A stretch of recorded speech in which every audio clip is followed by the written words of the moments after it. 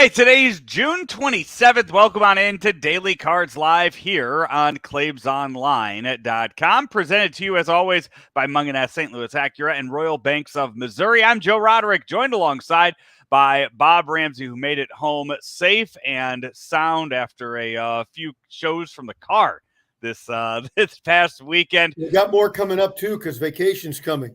That's same with us. I got Matt Rocchio filling in for me here in a few weeks for at least 2 days. So I know the man can talk basketball. Hopefully he can cover some baseball too. So that's all we got to do is find somebody to fill in? Yes. Okay. Yeah, that's simple. Yeah, perfect attendance is not necessary here, Rammer. Perfect for me. I have a record to prove it. Hey, before we move on because we have some roster moves, we have lineups to go over tonight for the Marlins and the Cardinals. I talked about this earlier today with Claibs, and I said that yesterday's loss is the worst loss, the new worst loss of the season, replacing the loss to the Mets earlier this year. Yeah, I was talking to Hall of Famer Rick Hummel earlier today, and he thought that Mets one was pretty bad and maybe worse. There is recency bias, which is okay with me. There's 3 or 4 or 5 of them you can put in a hat and say, kind of pick your poison. I just think, you're up 5-0 on the Cubs after homering 3 times in 1 inning, and you blow a 5-0 lead. Like that's where it got me, is that when you look at quality of opponents and you look at how high they were coming off the 3 home runs to drop, it just that one, I mean, What got me, I think what was worse was the 10th inning when you had an opportunity with your big boys up and couldn't cash in. That was the gut punch to me. I don't know if there is a website that actually can show you this stuff. It seems like there have been so many times this year that they have had Goldschmidt and Arenado up in the 9th inning of games against the team's closer and haven't done anything. Weren't able to win. And I get it. Closers are really good pitchers for every team in baseball, and their job is to get you out no matter what the name is on the back of the jersey. But it does seem like it has lined up an awful lot this year where the Cardinals get those big hitters up in that last inning. Well, first of all, because it's supposed to. Second of all, that makes the closer earn it. And third of all, I wouldn't get too worked up until the numbers in that specific of a category, you got to look at relativity. Who are the guys that are beating other closers in the bottom of the 9th inning? Right. Tell me those guys. Let's make the comparison and see how we do. Right. Well, the Cardinals tonight, they turn the page and they welcome the Marlins in for 3 games. Marlins not a bad team, but when you look at what's coming up ahead on the Cardinals schedule, these are must-win games. They start to play some really, really good opponents starting this weekend in Philadelphia, who is now without Bryce Harper. The Cardinals will not see Bryce Harper this regular season. There might not be anybody see Bryce Harper the rest of the season. Yeah, which is a shame. He was I don't think he was going to get there because I don't think the Phillies were going to really contend, but he was having MVP type season relative to numbers. And by all accounts, a real class act. He got drilled, thumb broken, and texted the perp and said, "Hey, I know you didn't do it on purpose." Forgot the kid's name. He said, "I've been playing against it since we were 11 years old." Yeah. And he goes, "I know that wasn't intentional. Don't worry about it." Remember when he got hit in the face by the Cardinals, right away he said, "Hey, it wasn't intentional. Don't worry." As time goes on, I like Bryce Harper more and more and more.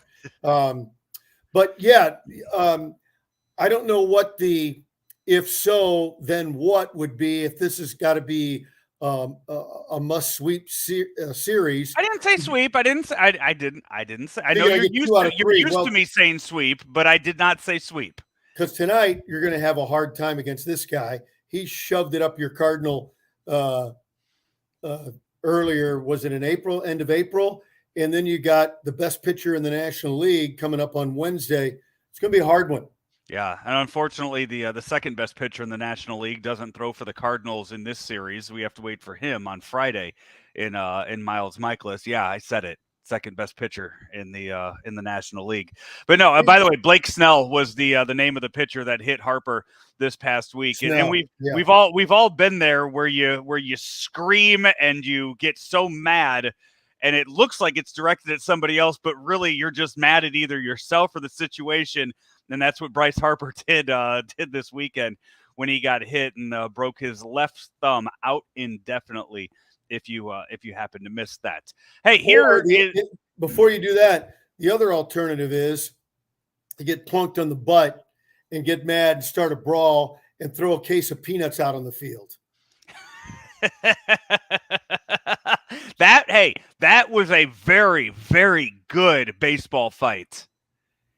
Too many times, everybody runs out there, they talk, they yap, and then they go back. This was a good one, but also it showcases the issue with having bullpens stacked on top of each other. They should have just stayed in the bullpen and fought their own fight out there. Unless they're going to go to their pitching coach later and say, hey, I got my running in. Yeah, that's, that when you have to run in together and then fight against each other, it loses a little bit there. Yeah, it really does. Agreed. Hey, we have lineups for you tonight. Cardinals and Marlins. As we said, it is the first of a 3-game series. The Cardinals, who we have some roster news and notes on in just a second, look like this. Tommy Edman is at short. Brendan Donovan in left. Paul Goldschmidt is at first. As I 1 second here, as I just lost the lineups for the game today. There we go. Paul Goldschmidt at first, Nolan Arenado at third, Gorman at second, Carlson in center, Yepes DHing Nootbaar in right, and Ivan Herrera getting another start behind the plate. For the Marlins, John Birdie is at second, Garrett Cooper at first, Jorge Soler DHing, Avisail Garcia in right, Jesus Sanchez is in center, Miguel Rojas at short, Brian Anderson at third, Brian De La Cruz in left, and Jacob Stallings is your catcher behind the plate for the Marlins. Pablo Lopez is on the mound for the Marlins tonight against Adam Wainwright, making another start without Yadier Molina behind the plate. Yadi still on the injured list, and the Cardinals today added 2 more names to the injured list. Jack Flaherty, kind of assumed that was going to happen after what we saw yesterday. And then Harrison Bader, right foot plantar fasciitis. So he goes on the 10-day injured list. The Cardinals have called up James Nail, a rookie right-handed pitcher, and outfielder Connor Capel. They will be the 10th and 11th Cardinals to make their Major League debut this season. I believe when you add Lars Nootbaar onto that list, that means 12 players now for the Cardinals that are on the Cardinal roster this right now have spent time down in Memphis this season. Almost half the team. Really a shame about Bader. He was really having a pretty good season. Not off the charts, but pretty good. And for a guy whose game is all about legs and speed, having that plantar, man, that is brutal. Hopefully it's not a serious case like Pujols has dealt with most of his career, and they can give him a shot. Oh, I can't even imagine having to go through that. That's awful. It sucks. I dealt with it last year, and you get out of bed and you can't do anything until you get moving around a bit, and then at least you can walk, but it still isn't comfortable. Right. But that first half an hour of the day, you feel like you're paralyzed. Yeah, I had fortunately a number of years ago, very mild case, and so just our hopes that Harrison can get better and get back out on the field, because that is miserable. I wouldn't wish it on anybody. Yeah. So the Cardinals call up 2 guys that you never heard of. They're not going to play. James Nail, Connor Capel. I think the bigger story here is that they did not call up Alec Burleson, who's having a very good year down in Memphis, but is not on the 40-man roster. Therefore, the Cardinals don't want to start that clock and don't want to make him eligible for the Rule 5 draft in the offseason. Also, who's he going to jump ahead of in the lineup? Somebody, if he was going to come up, you'd want to send somebody else down anyway, because you don't want those young guys sitting. Mm-hmm. You're right. That's as you kind of look at what to do with that. I mean, this is, first of all, I thought Corey Dickerson was back here taking batting practice. I guess another setback for him. He couldn't get. He kept feeling discomfort in his calf. So, and that's one that could take a while to get back from. So you're going to see a lot more Juan Yepez, who you and I have talked a little bit about, is what's his role here with the team as everybody gets healthy. But now everybody's not healthy again. So Juan Yepez moves back into that lineup and is going to be back in a bigger role. And I would imagine that Juan Yepez becomes kind of an everyday guy in that lineup now. And, you go from needing him to be your number 5 hitter. Really, I mean, was a cleanup hitter when he first came up, and now he gets to drop down a little bit. A little pressure is taken off of him. And hopefully that's a good thing. The dude can hit. Finding a spot on the field is a little bit of a challenge. He's not a butcher, but he's not great. Those outfield routes are something to behold. But the dude can hit, and he's behind Goldschmidt. But when everybody gets healthy, there might not be as many at bats at DH.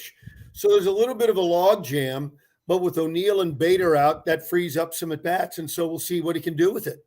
Yeah, so you will see a lot more of him, I would imagine, with more of Brendan Donovan moving all over the field, because what that really does now is just kind of open up all of the other options that you have to give, maybe less days off for guys like an Arenado or a Goldschmidt now between now and the All-Star break, but you can put them in DH roles and not have to take them out of the game. And Yepez could go to left. He can go to first, and you can move him around a little bit with Brendan Donovan too.